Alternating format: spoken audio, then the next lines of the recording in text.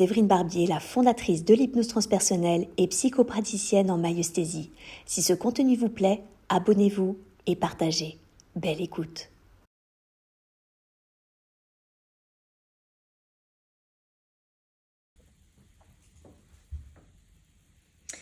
Alors, au cours d'une séance d'hypnose transpersonnelle, il arrive que l'on explore d'autres vies. Et c'est vrai que quand le consultant revient à lui-même, il est parfois surpris de constater que la vie qu'il a explorée ne lui parle pas, comme si c'était pas vraiment sa vie, ou alors semble tellement extraordinaire, par exemple si on a une vie du Christ, de Napoléon ou de Cléopâtre, qu'il se dit non mais c'est pas possible, ça peut pas être moi, ça peut pas être ma vie. Et effectivement, c'est quelque chose qui est peu connu dans les hypnoses dites spirituelles, c'est que les vies que l'on explore ne sont pas forcément nos vies, c'est-à-dire n'ont pas forcément été vécues par notre âme.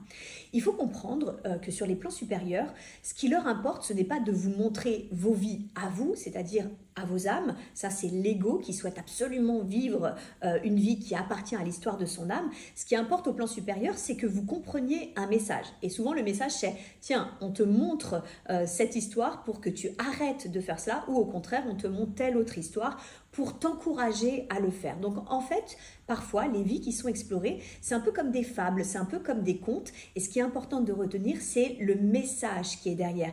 Quelle est la morale de l'histoire qui est explorée?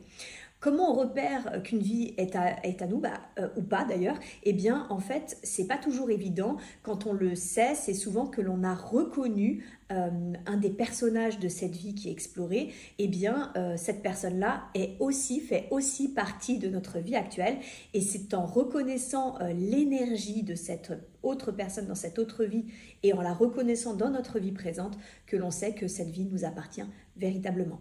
Dans les faits, c'est pas très important que cette vie nous appartienne ou non. Ce qui est vraiment important, c'est finalement le message, le lien que l'on fait entre la vie explorée et notre vie présente. J'espère que ce contenu vous a plu. Si vous souhaitez être accompagné en séance ou vous former à cette approche, retrouvez-moi sur www.severinebarbier.com et suivez mon actualité sur Facebook et Instagram.